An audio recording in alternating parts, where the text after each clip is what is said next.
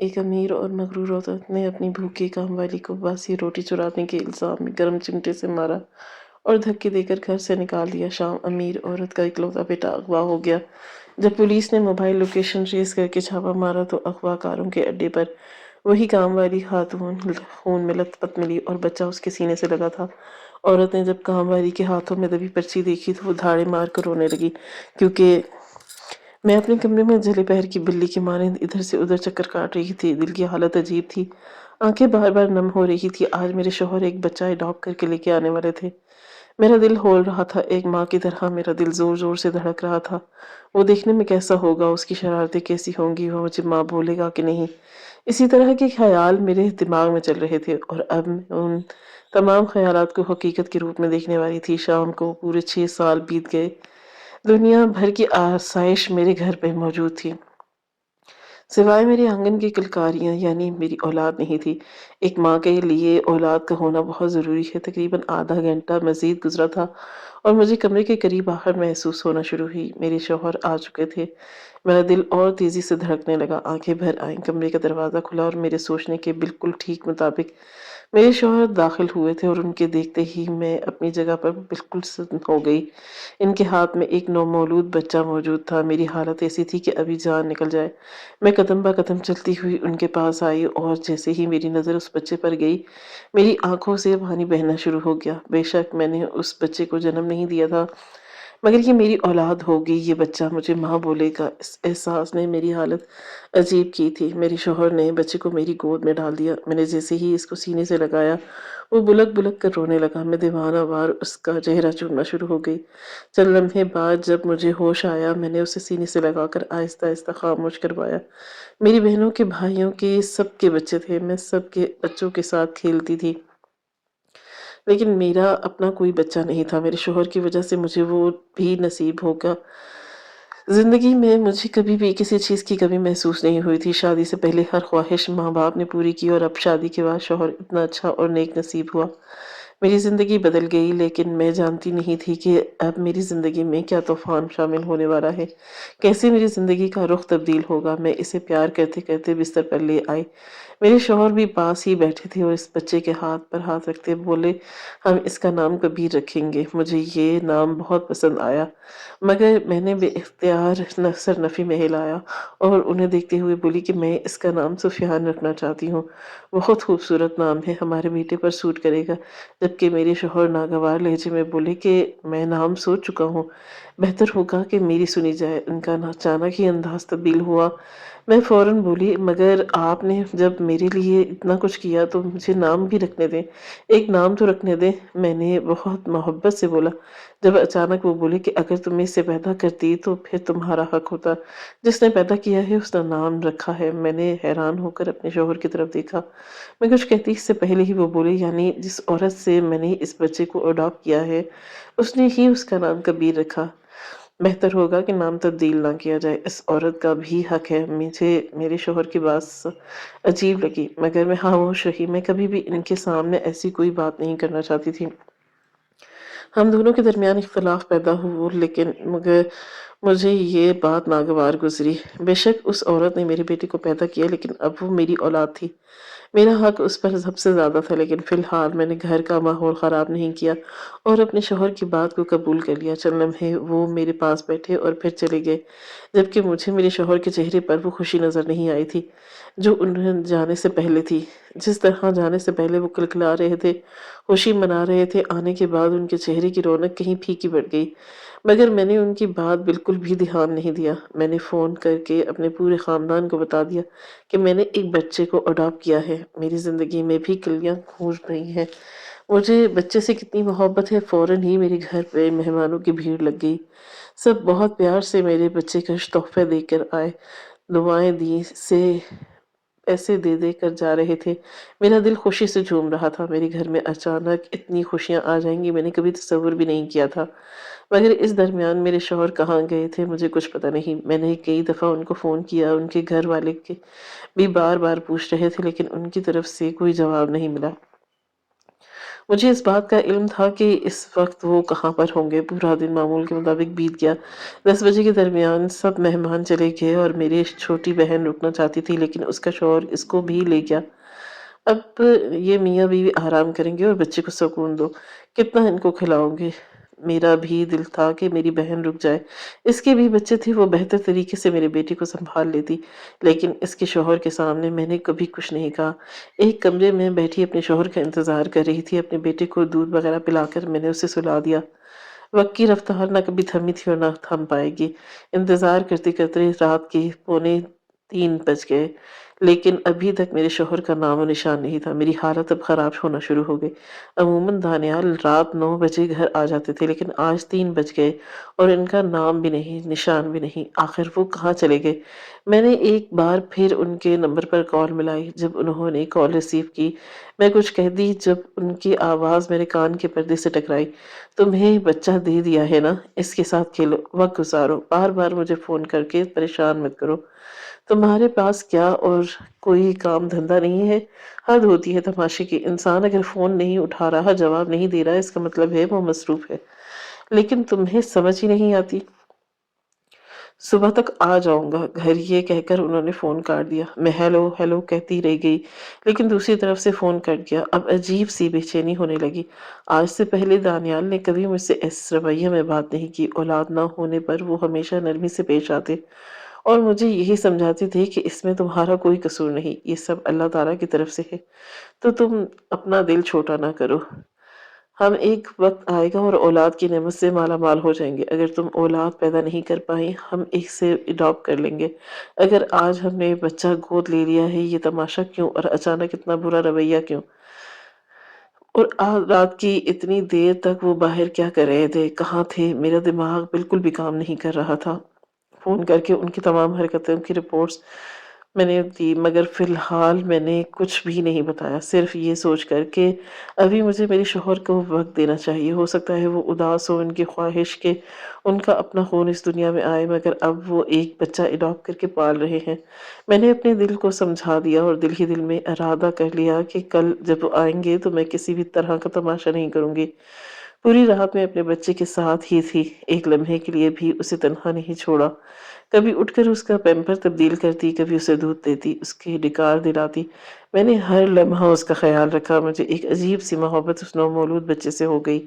अगली सुबह मेरी आँख कमरे में होती झटपट से खुली। मैं फ़ौरन उठकर बैठ गई। मैंने बच्चे के सीने पर हाथ रखा और गहरी नींद सो रहा था। मेरी नज़र अब ड्रेसिंग टेबल के पास थी, जहाँ मेरे शौहर खड़े अपने बाल संवार रहे थे। मुझे जागता हुआ देखकर धीमी आवाज़ में बोले, नाश्ते का क्या इंतज़ाम है या मैं बाहर से कर लूँ? इनकी बात सुनकर मैं अपनी जगह से खड़ी हो गई थी और बोली कि सबसे पहले आप मुझे ये बताएँ कि सारी रात आप कहाँ थे? आपको एहसास है बच्चे के साथ पहली रात थी, कितनी परेशानी थी? मुझे आपकी कितनी कमी महसूस हो रही थी। कल पूरा ख़ानदान हमारे घर में जमा था। सब आपका बार-बार पूछ रहे थे। मेरे पास सिर्फ़ एक जवाब था कि मुझे भी नहीं मालूम। मेरा शौहर कहाँ है? आपने पूरे ख़ानदान के सामने मेरी नाक कटवा दी। मुझे जवाब दें, आपको ये सब करके क्या हासिल हुआ? मेरी बात सुनकर वो बोले कि नाश्ता दे रही हो या फिर मैं बाहर चला जाऊँ? मेरे पास इन बातों का कोई जवाब नहीं, जबकि मैं ऐसी हो गई कि जैसे काटो तो बदन में लहू। जो इंसान मेरे सामने जी जनाब के अलावा कुछ नहीं कहता था, मैं हैरान थी कि आज वो इतनी बातें कर रहा था। वो वॉलेट और चाबी उठाकर बोले कि बेहतर होगा कि तुम बच्चे को ही सँभाल लो, मैं कैफ़े से नाश्ता कर लूँगा। तुम्हारे पास अब शौहर के लिए टाइम नहीं है।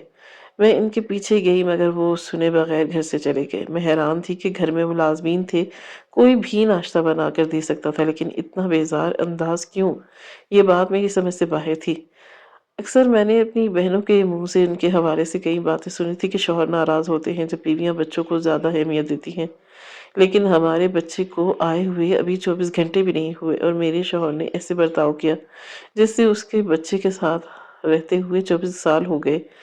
कुछ देर तक मैं दरवाजे पर खड़ी खामोश लाउंज में बैठी रही और फिर चुप करके अपने बेटे के पास बैठ गई। मेरा दिल बहुत उदास हो रहा था। अचानक से दानियाल का ये बदला हुआ रवैया मुझे बहुत तकलीफ दे रहा था। जिस औरत ने महज़ शौहर की वफ़ादारी और मोहब्बत और लाड देखे हों, अचानक उसका शौहर उसके साथ ऐसे बर्ताव करे, उसकी हालत कैसी होगी? وقت کی رفتار کبھی نہ تھمی ہے نہ تھمے گی، معمول کے مطابق بیت گیا۔ اس کے درمیان میرے شوہر نے ایک دفعہ فون کال نہیں کی، ورنہ کبیر کے گھر آنے سے پہلے وہ مجھے آفس جانے کے بعد دن میں 3 دفعہ ضرور فون کرتے تھے، لیکن اب حالات ایسے تھے کہ ایک میسج بھی نہیں آیا۔ رات گہری ہوتی جا رہی تھی، میری نظریں گھڑی پر ہی تھکی ہوئی تھی۔ کبیر کو میں سلا چکی تھی اور اب اپنے شوہر کا انتظار کر رہی تھی۔ میں نے سوچ لیا تھا کہ اب ان کے آنے کے بعد بیٹھ کر ان سے بات کروں گی، ان سے پوچھوں گی کہ آخر مسئلہ کیا ہے۔ اگر آپ کو کبیر اڈاپٹ نہیں کرنا تھا، ہم اسے واپس کر دیتے ہیں، کچھ وقت ہم بھی دوسرا بچہ اڈاپٹ کر لیں۔ اس حد تک سوچنے پر مجبور ہو گئے۔ شوہر سے زیادہ عزیز مجھے کچھ بھی نہیں تھا۔ کون سا کبیر میرا اپنا خون تھا، مجھے اس کی زیادہ لگتی۔ ہاں، مجھے دکھ ہو رہا تھا کہ ممتا کے احساس سے میرا دل تڑپ رہا تھا۔ میں کبیر کو واپس کیسے کروں گی، لیکن میں نے اپنے شوہر کی خاطر اپنے دل کو سمجھا لیا۔ رات کے 2 بج گئے، میری جان اب خلق میں اٹک گئی۔ یہ کیا ماجرا ہے، وہ دوسرا دن ہے، اس طرح وہ رات باہر نہیں گزار سکتے۔ میں کوئی لاوارث عورت نہیں تھی جس کے ساتھ ایسا سلوک کیا جائے۔ میرا باپ ایک بہت بڑا آدمی تھا، جس کمپنی میں میرے شوہر کام کر رہے تھے وہ آدھی میرے نام تھی۔ اس طرح خاموش نہیں رہ سکتی تھی۔ میں نے فون اٹھایا اور اپنے شوہر کا کال کی، لیکن انہوں نے آگے سے فون کاٹ دیا۔ میرا دماغ اور مزید خراب ہو گیا۔ میں نے کچھ سوچ کر کال بابا کو ملائی۔ میرے پہلی بیل پر ہی میرے بابا نے فون اٹھا لیا اور حیرانگی سے بولے، کیا بات ہے، اس وقت فون کیوں کر رہی ہو، سب خیریت ہے؟ میرا دل کیا کہ میں انہیں ہر بات بتاؤں، ان کا داماد کیسا تماشا لگا رہا، لیکن محض 2 دن میں کوئی فیصلہ نہیں کر لینا چاہتی تھی، اس لیے میں نے بات کو گھما دیا کہ بس آپ لوگوں کی یاد آ رہی تھی۔ جب سے کبھی میری زندگی میں آیا ہے، میرا دل چاہتا ہے کہ سب میرے گھر میں رہیں، ہر وقت شور ہوتا رہے، میرا بچہ خوش ہے۔ جبکہ بابا فوراً بولے کہ ایسی بات ہے تو تم اس کا عقیقہ کرو، ہم سب آئیں گے، اور اسی طرح سب کو معلوم بھی ہو جائے گا کہ تم نے بیٹا گود میں لیا ہے۔ بابا کی بات مجھے مناسب لگی اور میں نے رضامندی اختیار کر لی۔ کون سا میں نے بچے کو پیدا کیا جو میں اس کی تکلیف میں درست تھی اور بہت ہی مضبوط عورت تھی، میں ہر قسم کے معاملے کو فیس کر لیتی تھی۔ میں نے اب اپنے شوہر کو محض ایک میسج کیا، اگر آپ نے مجھے 5 منٹ میں کال بیک نہیں کی، میں اپنے بابا کو فون کر کے آپ کے تمام کرتوت بتا دوں گی۔ بس اب بہت ہو گیا، بچہ میں نے گود نہیں لیا، آپ نے خود لایا، لیکن اگر آپ اس طرح لاپرواہی کا مظاہرہ کرتے رہے، آپ کے ظلم کو برداشت نہیں کروں گی، بلکہ منہ توڑ جواب دینے کی ہمت کروں گی۔ یہ کہہ کر میں اب سکون سے بیٹھ گئی۔ مجھے یقین تھا کہ ان کی کال ضرور آئے گی، مگر اس بار میرا یقین ٹوٹ گیا۔ ان کی کال نہیں آئی اور محض میسج آیا، میں آدھے گھنٹے میں گھر آ رہا ہوں، میں ایک ضروری کام میں پھنسا ہوا ہوں، کسی کو فون کرنے کی ضرورت نہیں۔ ان کی اس اطلاع نے مجھے راحت دی، کم از کم وہ میرے میسج دیکھ رہے ہیں۔ ابھی دروازے کی طرف ہی دھیان لگا، وقت دھیرے دھیرے گزرتا گیا۔ ٹھیک آدھے گھنٹے بعد میرے شوہر کمرے میں داخل ہوئے۔ چہرے سے ہی معلوم ہو رہا تھا کہ کافی تھکے ہوئے ہیں، آنکھیں بھی لال ہو رہی تھی۔ میں فوراً اپنی جگہ سے کھڑی ہوئی اور بنا کچھ کہے ان کا گریبان پکڑا تھا اور میری شکل حیران ہو کر دیکھنے لگے۔ وہ کچھ کہتے اس سے پہلے ہی میں ان کا گریبان پکڑ کر جھنجھوڑنے لگی۔ بولی، کہاں تھے آپ؟ آپ کو کیا لگ رہا ہے کہ آپ یہ سب کرتے رہیں گے اور میں خاموش رہوں گی؟ میں ایک کوئی عام لڑکی نہیں ہوں، آپ اچھی طرح جانتے ہیں میں کس کی بیٹی ہوں۔ یہ بچہ میں نے نہیں، آپ نے اڈاپٹ کیا ہے۔ آپ اپنی مرضی سے اس کو اپنے گھر کے اندر لے کر آئے ہیں، لیکن اگر آپ کا ارادہ اسی طرح کے تماشے کرنے کا ہے تو مجھے یہ اولاد نہیں چاہیے۔ مجھے سب سے زیادہ آپ عزیز ہیں، اس بچے کو آپ واپس کر آئیں۔ جب آپ ذہنی طور پر بچہ اڈاپٹ کرنے کے لیے تیار ہو جائیں گے تو ہم بچہ اڈاپٹ کر لیں گے۔ مجھے کسی بھی بچے سے ابھی دلی لگاؤ نہیں ہے، اور دلی لگاؤ تبھی ہوتا ہے جب باپ بھی ساتھ ہو۔ میری بات سن کر وہ کچھ دیر خاموش سے میرا چہرہ دیکھتے رہے اور پھر چپ چاپ بستر پر بیٹھ گئے۔ ان کا رویہ مجھے تھوڑا عجیب لگا، مگر میں نے مزید کوئی سوال نہیں کیا تھا۔ میں محض خاموشی سے ان کا چہرہ دیکھ رہی تھی۔ تقریباً 5 منٹ بعد وہ سر جھکا کر بولے، دراصل میں ایک مسئلے میں پھنسا ہوا ہوں، کمپنی کا ہی مسئلہ ہے، کبیر سے مجھے کوئی مسئلہ نہیں۔ تم اچھی طرح جانتی ہو بچہ مجھے کتنی پسند ہے، اور تم سے زیادہ مجھے اس دنیا میں کسی اور پر بھروسہ نہیں ہے۔ بچے کی پرورش کو لے کر تم جتنی سمجھدار باشعور عورت ہو، تم اس بچے کی تربیت اکیلے بھی بہت اچھے طریقے سے کر سکتی ہو۔ بس 1 مہینے کی بات ہے، مجھے تھوڑا سنبھلنے کا موقع دو۔ میں کبیر کی وجہ سے ایسے برتاؤ نہیں کر رہا، بس کاروباری کچھ مسئلے ہیں۔ دانیال کی بات سن کر میں ان کے برابر ہی بیٹھ گئی اور ان کا ہاتھ تھام کر بولی کہ کیا مسئلہ چل رہا ہے؟ میں کمپنی کی آدھی وارث ہوں، مجھے بتائیں آخر کیا مسئلہ ہے؟ میں آپ کی مدد کروں گی، آپ کے ساتھ کھڑی ہوں گی، اور اگر کوئی مسئلہ زیادہ بڑا ہو हम बाबा से हेल्प ले सकते हैं, आप क्यों इतना ज़्यादा सोच रहे हैं? मैं हर पल आपके साथ हूँ। मेरी बात सुनकर वो बोले, अरे नहीं, तुम अपने बाबा को कुछ नहीं बताना। मैं नहीं चाहता कि मेरी वजह से उन्हें ज़रा भी परेशानी हो, और तुम्हें भी परेशान होने की ज़रूरत नहीं, बस अंदरूनी मसाइल हैं। क्लाइंट के साथ थोड़ी बहस हो गई थी, इसी मामले को सुलझाने में इतना वक्त लग गया। कम से कम 1 महीना लगेगा। तुम बस इस दरमियान कबीर का बहुत ख्याल रखना। अगर मुझसे ज़रा भी कोताही होती है, घर आने में देर होती है, तो बस मेरी मजबूरी समझ लेना। तुम बहुत अच्छी खातून हो और मुझ पर तुम पर भरोसा है। तुम बच्चे की परवरिश बहुत अच्छे तरीके से करोगी। सिर्फ 1 महीना, इसके बाद मैं तुम्हारे लिए अच्छी मासी भी रख दूंगा जो कबीर को संभालने में तुम्हारी मदद करेगी। दानियल की बात सुनकर मैं बोली, मुझे किसी मासी की ज़रूरत नहीं, मैं कबीर का ख्याल अकेले रख सकती हूँ। लेकिन बस आप इस तरह का रवैया मेरे साथ नहीं रखें। अगर आपका रवैया ऐसा होगा तो मेरा दिल किसी भी चीज़ में नहीं लगेगा। औरत का मान उसका शौहर होता है, अगर और शौहर का रवैया ऐसा हो तो उसका दिल वाकई ही किसी चीज़ में नहीं लगता। खुदारा इस बात को समझने की कोशिश करें। उन्होंने मेरे चेहरे पर हाथ रखा और बोले कि मैं जानता हूँ तुम कबीर का ख्याल बहुत अच्छे तरीके से रखोगी, लेकिन अगर हम मासी रखेंगे तो तुम्हारा मदद हो जाएगी। अक्सर ऐसा होता है कि हमें कारोबारी डिनर पर जाना होता है, कभी किसी पार्टी में जाना पड़ता है, कुछ ऐसे घरेलू इवेंट आ जाते हैं जहाँ देर रात तक हमें रुकना पड़ जाता है। वहाँ हम कबीर को नहीं ले जा सकते, वो छोटा बच्चा है, बीमार हो सकता है। इसलिए एक ऐसी मासी की ज़रूरत हमें पड़ेगी जो 24 घंटे कबीर के साथ रहे। मेरे शौहर की बात नागवार गुजर रही थी, लेकिन अब वो कबीर के बारे में सोच रहे थे। अगर वो इस तरह सोचना चाहते थे तो मैं भी इन्हें रोकना नहीं चाहती थी। मैं इसकी बात पर रज़ामंद हो गई, इस बात से अनजान कि मेरी ज़िंदगी में कितना बड़ा बदलाव आने वाला है। रात कतरा कतरा करके पिघलती गई। इस दरमियान मैं सारी रात जागती रही थी। मैंने एक दफ़ा भी दानियाल को जगाया नहीं। मुझे एहसास था वो सुबह का गया शाम को वापस आ जाएगा, और आज रात 2 बजे आया। मुझे अपने शौहर की बहुत फिक्र हो रही थी। कुदरत ने मुझे इतना हसीन भला कैसे इसे परेशान करती। वक्त और तेज़ी से गुजरता गया। अगली सुबह का सूरज पूरी आबोताब से रोशन था। मेरी आँख सुबह की पहली किरण से खुली। अपने शौहर के लिए अपने हाथ से नाश्ता बनाने लगी, लेकिन जब मैंने दूसरी सिम देखा मैं दंग रह गई। दानियाल कहीं भी मौजूद नहीं थे। मैं परेशान होकर कमरे से बाहर जाना चाहती थी, लेकिन मुझे बेख्तियार अपने बेटे का ख्याल आया जो महज चंद दिन का था। मैंने उसे गोद में उठाया था और कमरे से बाहर आ गई, और अब भी गहरी नींद में ही सो रहा था। घर के मुलाजमा जो सफाई करती थी वो अपने काम में लगी हुई थी। मैं फौरन उसकी तरफ बढ़ी थी और सवालिया बोली, साहब कहाँ गए? कहीं कहा कि बता के तो नहीं गए? साहब ऑफिस के लिए तैयार हो गए, आज जल्दी चले गए। नाश्ते का बोला, उन्होंने मना कर दिया, उनका कहना था कि वो कैफ़े में कर लेंगे, और आप जब जागें तो आपको बताने के लिए बोला कि आज उनकी वापसी सुबह 5 बजे होगी। आप परेशान न होना। मुलाजमा की बात सुनकर मुझे सांप सूंघ गया। ऐसा कौन सा क्लाइंट था जिसके साथ इस हद तक लड़ाई हो गई जो रातों को बैठकर हल हो रही थी? मेरा दिल एक अजीब होने लगा। फिलहाल मैंने चेहरे पर किसी भी तरह का बदलाव आने नहीं दिया। मैं वापस कमरे में आ गई। शायद उन्होंने मुझे इसलिए नहीं जगाया था कि रात के वक्त मैं कई दफ़ा उठी थी। मैंने ये सोचकर दिल मजबूत कर लिया, मगर कहीं ना कहीं दिल में ये ख्याल बार बार आ रहा था कि बात कुछ और है। वक्त को पर लग गए और दिन किसी रेत की मानद फिसल गए। 4 हफ्ते किसी तरह बीते, मालूम ही नहीं चला। इसी दरमियान मेरी और दानियाल की कोई बात नहीं हुई। रात वो देर से घर आते और सुबह जल्दी चले जाते। अगर रात के वक्त मेरी आँख खुल जाए तब मैं सिर्फ उनका चेहरा देख पाती। मेरा दिल बहुत उदास रहने लगा। कबीर का मेरी ज़िंदगी में आना मेरे लिए बहुत अच्छा था। मैं ये नहीं कहती कि उसकी वजह से मेरे शौहर मुझसे दूर हो गए, लेकिन एक बात ज़रूर थी कि मैं अपने शौहर की गैर मौजूदगी अब शिद्दत से महसूस करने लगी थी, और एक औरत जब ये कमी महसूस करना शुरू करती है तो फिर उसके पास मौजूद हर शय उसे बुरी लगने लग जाती है। आज मामूल काफ़ी दिन था और दोपहर के 3 बज रहे थे। मैं कबीर के साथ लॉन में बैठी हरी हरी घास को उदास नज़रों से देख रही थी।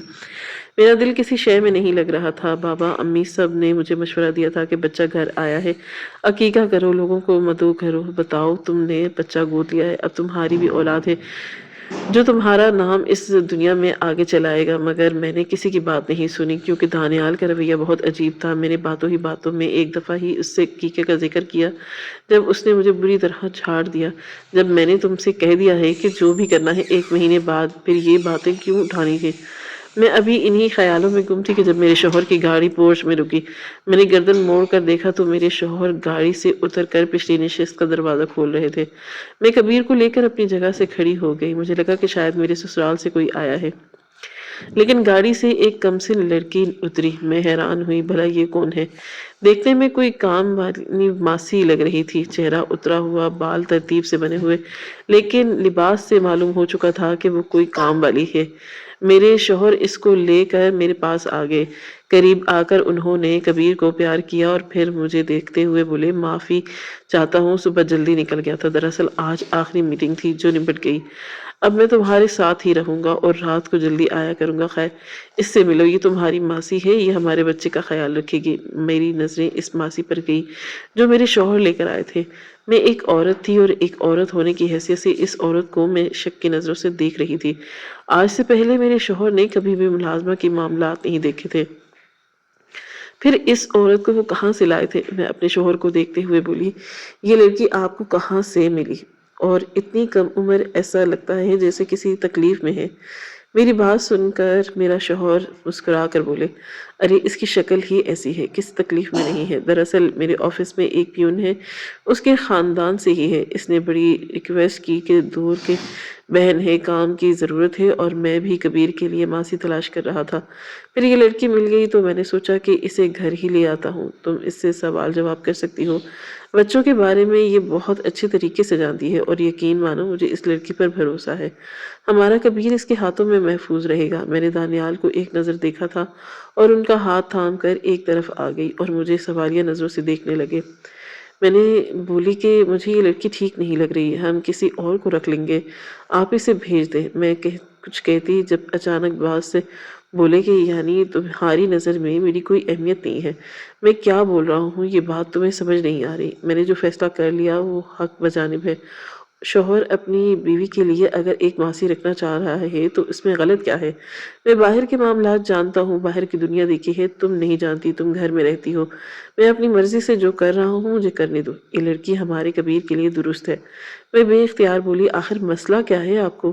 اس کی اتنی طرفداری کیوں کر رہے ہیں؟ آج سے پہلے آپ نے کبھی کسی ملازمہ کے جاب پر نہیں رکھا، پھر اب یہ کیوں؟ جب سے وہ مجھ سے دور ہوئے تھے میرے دل میں شک ہی شک تھا، اور اب بھی اس لڑکی کو شک کی نظر سے دیکھ رہی تھی۔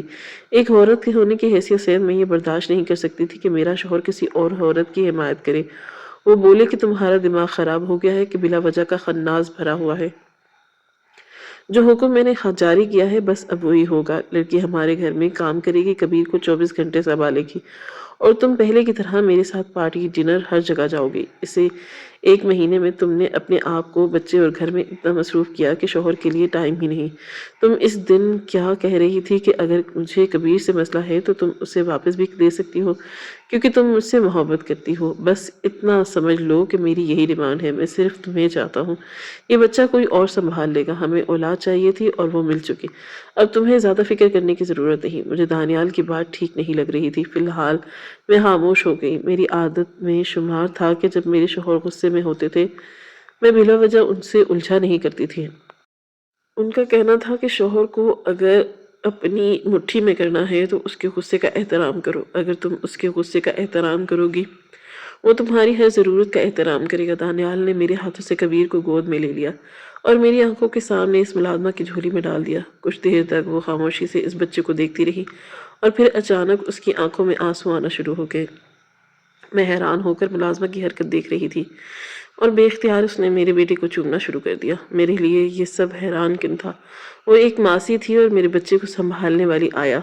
اس کا ایسا رد عمل میری سمجھ سے بالاتر تھا۔ اچانک وہ میرے بیٹے کو سینے سے لگا کر پھوٹ پھوٹ کر رونا شروع ہو گئی۔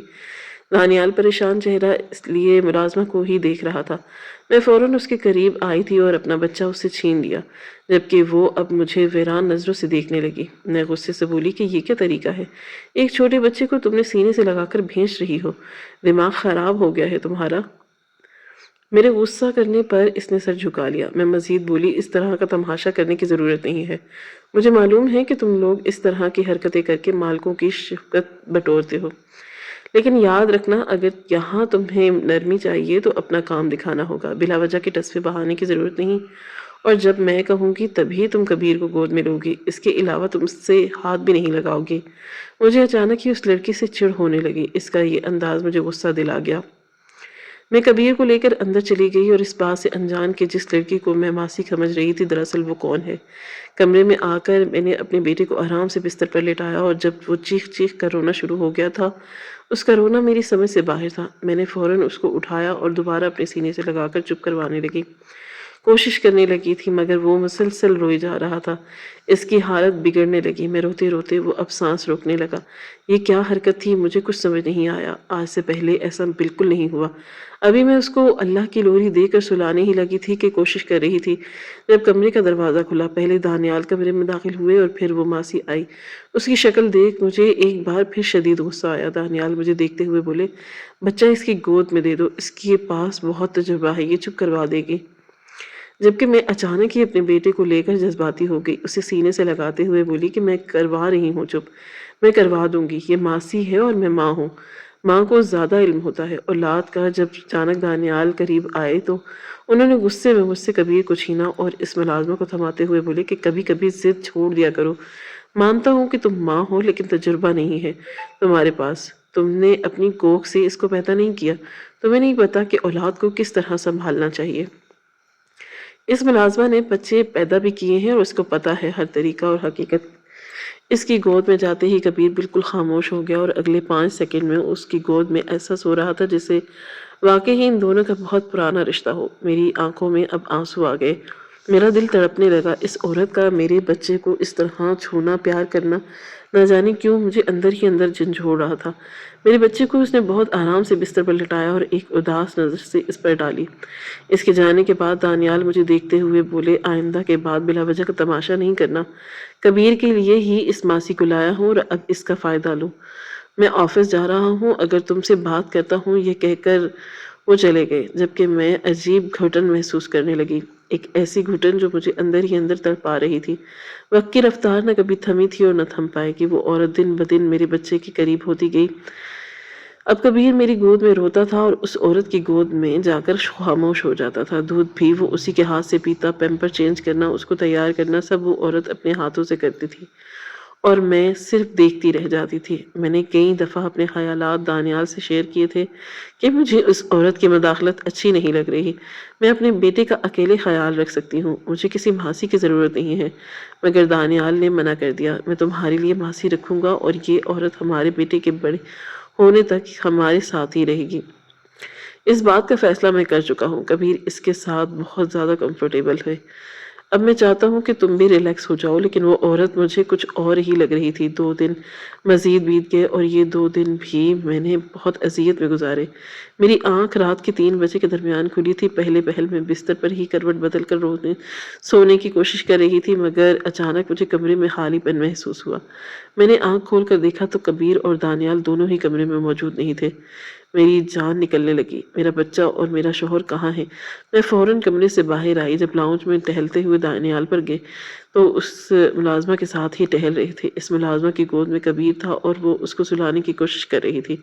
مجھے دیکھتے ہی دانیال اپنی جگہ پر ٹھہر گئے اور میں کچھ کہتی اس سے پہلے ہی وہ بولے کہ تم بہت گہری نیند سو رہی تھی، اس لیے میں کبیر کو اٹھا کر باہر لے آیا۔ اتفاقی طور پر یہ کھانا لینے کے لیے آئی تھی، پھر میں نے اس کو دے دیا تو اب یہ سلا رہی ہے، بس سونے والا ہے، تم جاؤ آرام کر لو۔ میں ہوں یہاں، لیکن میں اپنی جگہ سے ہلی تک نہیں۔ میرا دل چاہ رہا تھا کہ میں بولوں اس وقت کون سا کھانا لینے کے لیے آئی تھی، مگر میں چپ ہو گئی۔ تھوڑی دیر بعد ہی ملازمہ نے بچے کو سلا دیا اور میرے کمرے میں لٹا کر چلی گئی، مگر میں نے برداشت کیا تھا۔ پوری رات میری کالی ہو گئی تھی، ایک لمحہ بھی مجھے نیند نہیں آئی۔ میں نے اب طے کر لیا تھا کہ اس عورت کو آج میں نکال دوں گی۔ اگلے دن دوپہر کے وقت وہ ہانڈی سے سالن نکال رہی تھی جب اچانک اس سے کی گردن پر میں نے ایک زوردار تھپڑ مارا۔ میں جانتی تھی کہ میری یہ حرکت غلط تھی، لیکن اب میری بس کی بات نہیں تھی۔ میں اپنے گھر میں کسی اور قسم کی شراکت برداشت نہیں کر سکتی تھی۔ میں نے ایک تھپڑ اور اس کے چہرے پر رسید کیا اور بولی کہ تمہاری اتنی ہمت تو میرے گھر سے روٹی اور سالن چوری کر کے کھاؤ گی۔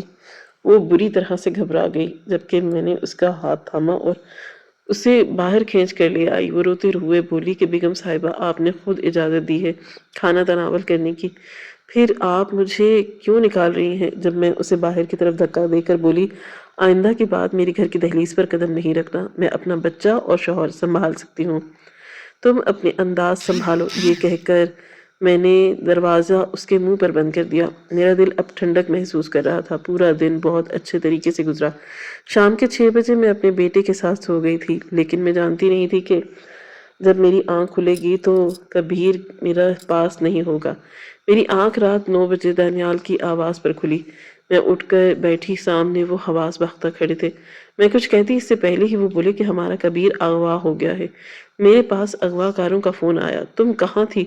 یہ سب کیا ہوا؟ جبکہ میں ایسی ہو گئی تھی کہ کاٹو تو بدن میں لہو نہیں۔ انہوں نے ملازمہ کا نہیں پوچھا تھا، وہ بس کبیر کی تلاش کے لیے پاگل سے ہو گئے۔ کچھ ہی دیر میں موبائل کے ذریعے لوکیشن ٹریس کی گئی۔ میرا بچہ ان لوگوں کے پاس تھا۔ میں بھی پولیس اہلکار کے ہمراہ لوکیشن پر پہنچی۔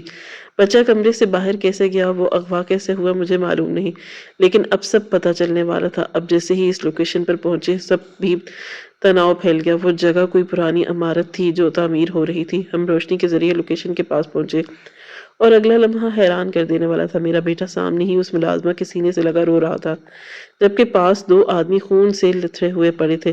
ملازمہ بھی ٹھنڈی پڑ چکی تھی اور میں فوراً آگے بڑھی اور اپنے بیٹے کو اٹھایا، لیکن جب نظر آدمیوں پر گئی اور میرے شوہر دونوں حیران رہ گئے۔ وہ آدمی کوئی اور نہیں بلکہ ہمارے ہی گھر کے گارڈز تھے۔ میرے شوہر کی حالت اس ملازمہ کو دیکھ کر بہت زیادہ خراب ہو رہی تھی۔ وہ روتے ہوئے اس ملازمہ کے پاس ہی بیٹھ گئے۔ جب میری نظر ان کے ہاتھ پر گئی، پرچی پر گئی، میں نے گھبراتے گھبراتے انداز میں وہ پرچی اٹھائی اور جیسے ہی میری نظر اس پرچی پر گئی میں نے حیران ہو کر اپنے شوہر کو دیکھا۔ اس پرچی پر درج تھا کہ جب آپ کو میں ملوں شاید اس دنیا میں نہ ہوں۔ میں آپ کو مرنے سے پہلے ایک سچ بتانا چاہتی ہوں۔ آپ کی گود میں موجود بچہ میری ہی کوکھ سے پیدا ہوا اور آپ کا شوہر میرا بھی شوہر ہے۔ انہوں نے مجھ سے شادی اس لیے کی تھی کہ انہیں اولاد چاہیے تھی اور آپ سے بہت پیار کرتے ہیں۔ 1 مہینہ جو انہوں نے گھر میں وقت نہیں دیا وہ میرے پاس ہی آتے تھے میری خدمت کے لیے، کیونکہ اولاد کے بعد میری حالت بہت خراب ہو گئی تھی۔ مجھے میرا بیٹا چاہیے تھا، اس لیے انہوں نے مجھے ملازمہ بنا کر پیش کیا، مگر شاید آپ ایک عورت ہیں اور آپ اس بات کو سمجھ گئی تھی کہ معاملہ کچھ اور ہے۔ مرنے سے پہلے یہ سچ بتانے کا مقصد صرف اتنا ہے کہ میں اتنا بڑا سچ لے کر قبر میں نہیں جا سکتی۔ میرے بیٹے سے محبت کرنا، وہ بہت معصوم ہے۔ خدا حافظ۔ جبکہ میرے شوہر اس ملازمہ کا ہاتھ تھامے رو رہے تھے۔ پولیس نے پورے ایریا کو گھیر لیا۔ وقت کی رفتار نہ کبھی تھمی تھی نہ تھم پائی۔ 2 مہینے بعد میرے شوہر نے اپنے منہ سے سچ کا قبول کیا اور مجھے بتایا کہ کبیر ان کا سگا خون ہے۔ مجھے اس بات کی خوشی تھی، لیکن مجھے اس بات کا بے حد افسوس کہ میں نے اس عورت کو غلط سمجھا۔ اس عورت نے مجھے ماں بنایا، میرے بیٹے کی حفاظت کی اور میں نے اس پر ہاتھ اٹھایا۔ آج بھی جب میں نماز پڑھتی ہوں تو اس کے لیے ڈھیروں ڈھیر دعائیں کرتی ہوں، اللہ سے اپنے اعمال کی معافی مانگتی ہوں۔ ناظرین، آپ کو آج کی کہانی کیسی لگی؟ کامنٹ باکس میں اپنی رائے کا اظہار ضرور کریں۔ خواہش صرف اتنی ہے کہ کچھ الفاظ لکھوں جس سے کوئی گمراہی کے راستے پر جاتے جاتے رک جائے، اور نہ بھی رکے تو سوچ میں ضرور پڑ جائے۔ دوستو، امید کرتی ہوں کہ آپ کو یہ کہانی پسند آئی ہوگی۔ کہانی پسند آئی ہو تو ویڈیو کو لائک کریں، کامنٹ کریں، شیئر کرنا نہ بھولیں، اور ہاں، اگر آپ اس چینل پر نئے ہیں تو ہمارے چینل کو سبسکرائب کریں اور نوٹیفیکیشن کو ضرور دبائیں تاکہ آنے والی ویڈیو سب سے پہلے آپ کو مل سکے۔ ملتے ہیں ایک نئی اور دلچسپ کہانی کے ساتھ۔ اللہ حافظ۔